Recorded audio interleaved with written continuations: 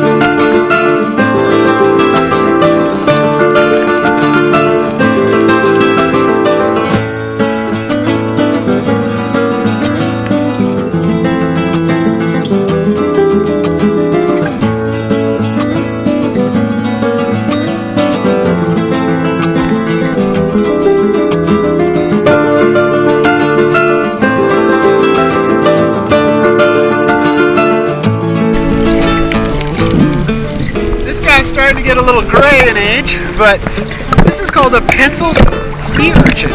And what happens is these get older, these just naturally fall out and regrow. And what happens is they turn white, you see them littered everywhere, and then they eventually they calcify and turn into chalk.